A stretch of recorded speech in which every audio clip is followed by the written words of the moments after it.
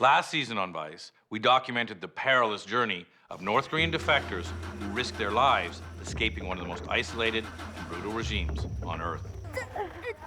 Now, we got such an impassioned response to that story that we wanted to follow up on what the defectors' lives were like once they actually arrive in South Korea. What you would think would be a happy ending for these defectors turns out to be only the beginning of a surprisingly difficult struggle as they try to adapt and even survive in their new country. Now, since South Korean churches helped in the assimilation of these refugees, we sent Vikram Gandhi to the Durahana Church in Seoul, South Korea, to see firsthand just what happens to these defectors when they arrive in their new home.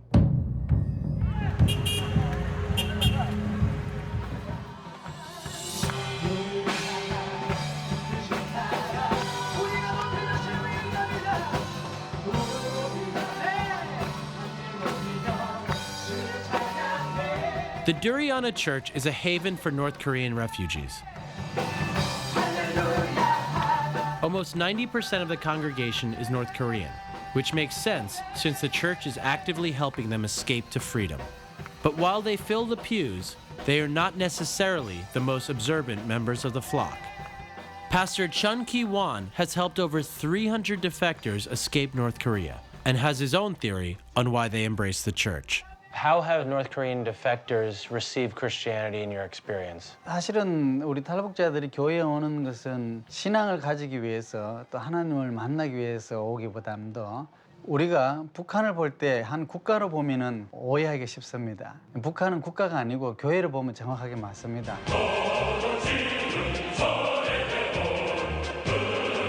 그것이 김일성과 하나님을 바꾸면 되고 예수님과 또 김정일과 바꾸면 되고 또 성령이 지금 당론이라고 있어요.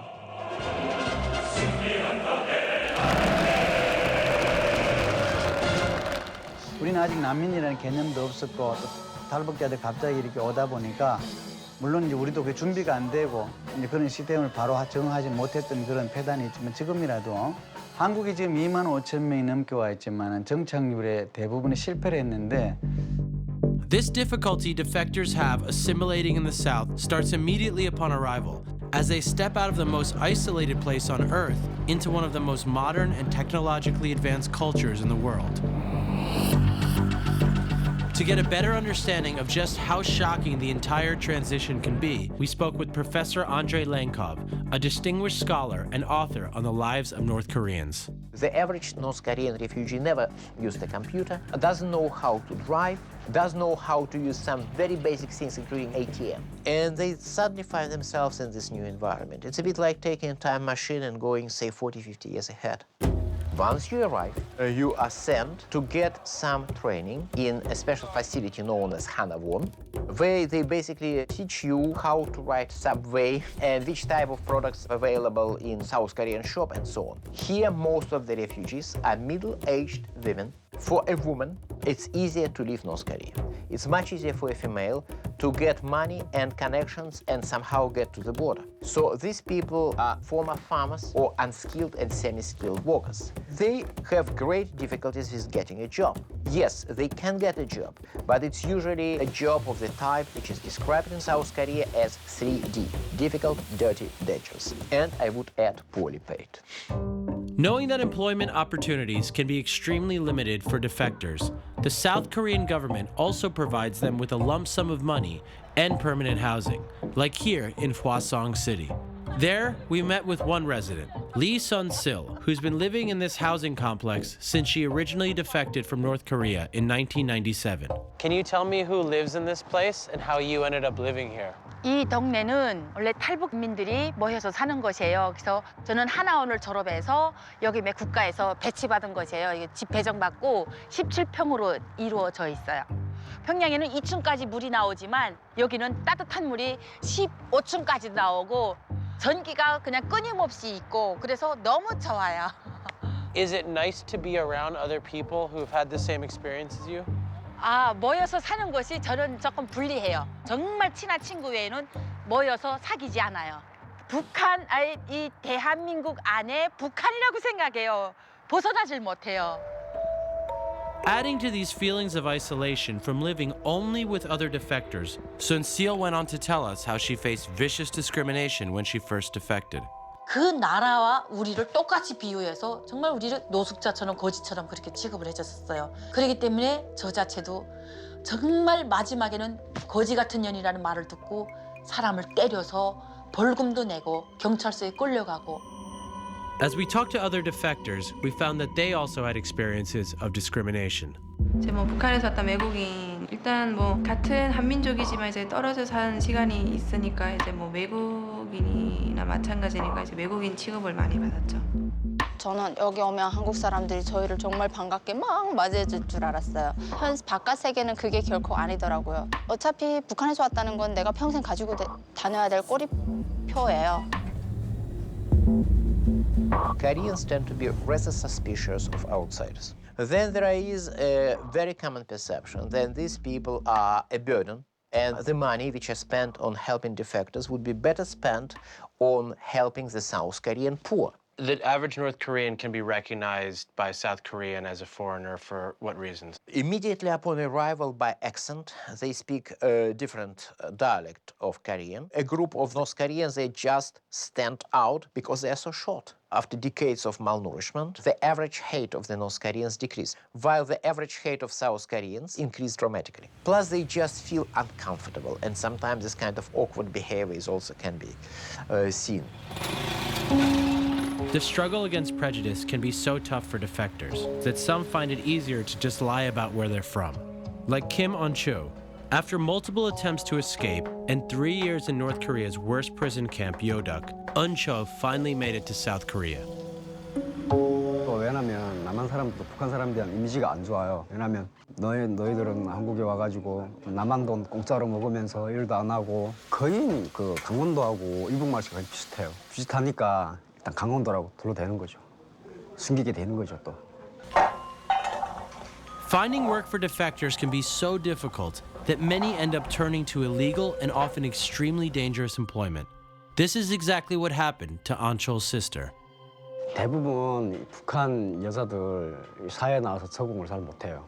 얘네들은 편하게 돈 벌려고 노래방이나 이런 뭐 다방이나 이런 데 많이 다녀요. 근데 우리 누나는 다방에서 일을 했는데 어떻게 커피 배달 갔다가 뭐 불미스러운 일로 잘못됐어요. 깜짝으로 뭐 강간을 하려고 하다가 누나를 죽였단 말이에요. 결국에는 참 그때는 막 천성명역 같죠. 와, 그렇게 된 거죠. South Korea is a really conservative society on the surface. Even pornography is illegal. But there's a $6.8 billion sex industry, and it's one of the biggest in the world. This street is lined with hostess bars, hookup spots for men to meet prostitutes. It's these kind of places that female North Korean defectors come to find work when they can't find employment anywhere else. We were able to speak with 2 North Korean prostitutes who work in karaoke rooms if we agreed to conceal their identities.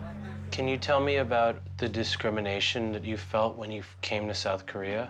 북한 강을 넘어 두만강 건너올 때는 배불렀으면 좋겠다.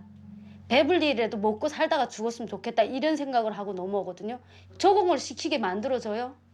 편견이 그렇게 심한데 사람 마음이 괴로운데 왜 옆에서 그 마음을 더 아픈 상처를 굽냐는 거예요. 저는 솔직히 북한을 넘어오는 그 순간부터 저희 사람들은 인생이나 사랑이라는 건 다 포기했을 거라고 생각해요. 그냥 대충 그냥 있으면 있는 대로 살고 뭐 이러다가 뭐 솔직히 꿈 같은 거 없어요 이제는. 북한에서는 꿈에 대해서 상상도 못 해봤고 한국 오니까 더 막막해요 솔직히. 여기 사람들은 꿈도 못 꾸게 만들어요. 우리 사람들은 아예 짓밟으면 더 짓밟아버려요. People come here with great expectations. They heard a lot about South Korea as a land of milk and honey, where everything is simple, where everybody is rich, and they believe that it's a paradise. When they come here, they are shocked. And they want to partake, and they expect they would partake in this prosperity. And then they discover that South Koreans are not interested in them. Although these attitudes towards defectors may seem insurmountable, there has recently been a cultural response to change the negative perception of North Koreans. And one of the ways it's happening is through television. 노래 한 곡 부탁드리겠습니다.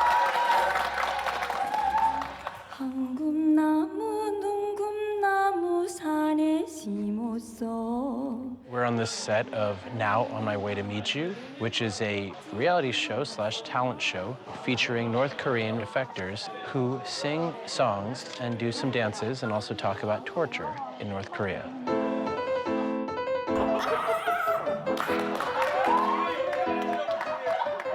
This show is one of a kind because it's actually trying to humanize North Koreans for a South Korean audience, and apparently the ratings are huge right now.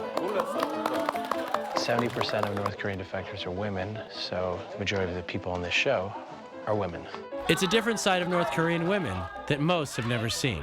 Playing off a panel of Korean celebrity hosts, the women show off their talents, perform hilarious skits, and even compete in feats of strength. They also tell stories about their lives, ranging from dating mishaps to the struggles they endured during their escape from the North. 배고픈 애한테 먹을 거 하나 못 주는 게 너무 안타까웠어요. 근데 지금 제가 느끼는 게 뭐냐면 가슴 아프다는 게 뭔가 이제 느껴요. The show reveals a fuller picture of the lives of these North Korean women, but most importantly, it makes them relatable, likable, and to South Koreans, normal. And as we found out from the show's producer, these are the qualities the show is trying to highlight. 탈북자 하면 가난하고 교육 못 받고 마르고 힘든 사람들이란 이미지여서 저희 프로그램에서 이 탈북자들이 이렇게 아름답고 그리고 교육을 많이 받았고 그리고 굉장히 재능이 많다라는 것을 저희가 계속 2년 동안 지금 보여드리고 있는데 그러고 나서 굉장히 많이 바뀌었어요.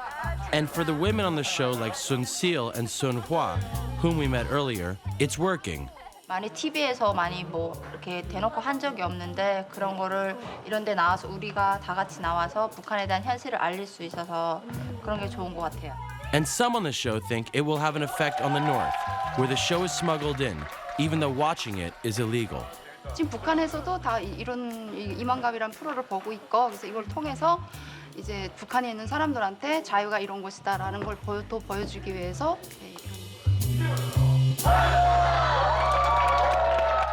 We realize that one TV show is not going to solve all the problems for North Korean defectors. However, it is a vital first step in their cultural assimilation. Which is important because if we ever want the Hermit Kingdom to join the modern world, it will take a lot more cultural movements like this show before the two Koreas could ever reunify. German-style unification, which is quite likely to happen, will be a disaster. North Koreans are not ready to live in this modern world yet. But if they are just thrown in such a world, it will be extremely painful. If we have such troubles with 25,000 people, and we have so much problem with such a small group, what about 25 million people? 1,000 times more.